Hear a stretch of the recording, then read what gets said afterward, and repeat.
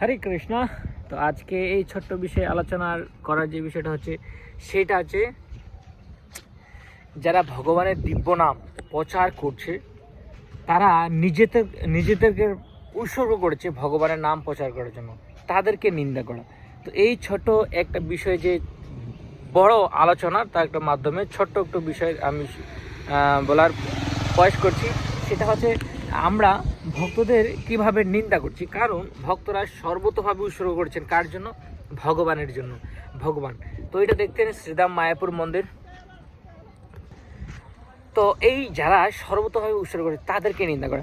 তো এই কলিযুগে, কারণ আমরা কলিযুগে দেখতে পাচ্ছি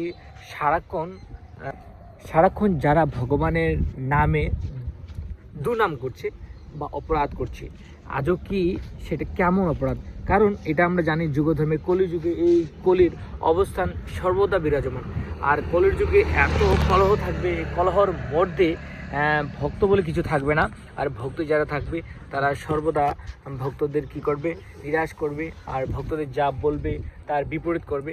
কারণ এটা যুগে হচ্ছে কলিযুগের কলহ।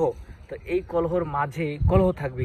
তাই এই কলিযুগে দেখতে পাচ্ছেন যারা ভগবানের নাম প্রচার করার জন্য নিজেদের উৎসর্গ করেছে, নিজেদের সর্বতভাবে উৎসর্গ, তাদেরকে নিন্দা করা সর্বপ্রথম সেটাই বেশি। কারণ এখনকার যারা কলিযুগের মানুষ অবস্থান করছেন তারা হচ্ছে চারটা গুণে গুণান্বিত, যাকে বলা হচ্ছে চারটা গুণ। আমি যাহার দ্রুতক্রিয়া নেশা বর্জন অবৈধের সঙ্গে, এই চারটা এইটা বর্জন করতে বলছে। কিন্তু এটা চারটার মধ্যেই মানুষ তৃপ্তি মানে স্বাধীন বা আনন্দ পায়। তার কারণে তারা কি করে? যারা এটার বিরোধিতা করে, যেমন ভগবানের নাম গুণকীর্তন করছেন, তারকে বিরোধিতা করা। কেন? কারণ এই চারটা নিয়ম বলেছে, এই চারটা নিয়মের মধ্যেই মজা আনন্দ পাচ্ছি।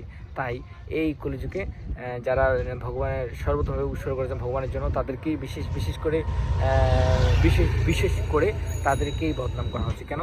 কারণ তারা এই চারটা নিয়ম, তারা হচ্ছে এই চারটা নিয়মের মধ্যে আছে, এই চারটা নিয়ম সর্বদা তারা পালন করছে।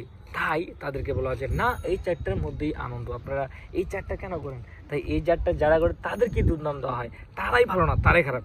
কিন্তু তারা কখনো ভাবে না যে আমাদের সনাতন ধর্মে এই চারটায় বর্জন করতে বলছে। প্রথমত এই চারটায় বর্জন করছে, কিন্তু আমরা চারটা বর্জন কি চারটায় আমরা আনন্দ পাই। তাই সর্বতভাবে যা করেছে সেটা সবচেয়ে থেকে অপরাধমূলক কাজ। কিন্তু অপরাধমূলক কাজ না, তাদের কাছে এটাই আনন্দমূলক কাজ। তো এই জন্যই সনাতন ধর্মে বলেছে এই চারটা যারা বর্জন করবে তারা ভগবানকে লাভ করতে পারবে। তাই এই দশমীতে নাম অপরাধের প্রথম যে প্রশ্ন সেটাই বলছে, যারা ভগবানের নামের প্রতি বা ভগবানের নাম প্রচার করার জন্য নিজেদেরকে সর্বতভাবে উৎসর্গ করেছে তাদেরকে নিন্দা করা। কিন্তু আমরা তাদেরকেই কী করি? নিন্দা করি। কেন করি? কারণ তারা তো চারটা নিয়মের মধ্যে আছে আবদ্ধ, চারটা নিয়ম তারা সঠিকভাবে পালন করছে। কিন্তু এই কলিযুগের বলা হয় যে কলহ যুগ। তাই এই চারটা নিয়ম তারা করলে হবে না, তারা এটার ভিন্ন করতে হবে। চারটা নিয়ম পালন করলে চলবে, এই চারটা নিয়মেই বিপরীত করতে হবে। এই চারটা নিয়ম আমরা বলছি করতে হবে না, তারা করতে হবে। তাই তাদের সেটাই আনন্দ করলে এই কলিযুগ কলহ। যত চারটা নিয়ম বর্জন না করবে ততক্ষণ ভগবানকে লাভ করা সম্ভব না। তাই সাথে থাকুন পরবর্তী ভিডিওর জন্য। পরবর্তী আর একটা আলোচনা করার জন্য আমি চেষ্টা করে সাথে থাকবেন।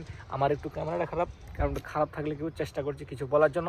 তো সাথে থাকবেন পরবর্তী ভিডিওর জন্য, আবার কিছু নতুন কিছু আনবো। হরে কৃষ্ণ।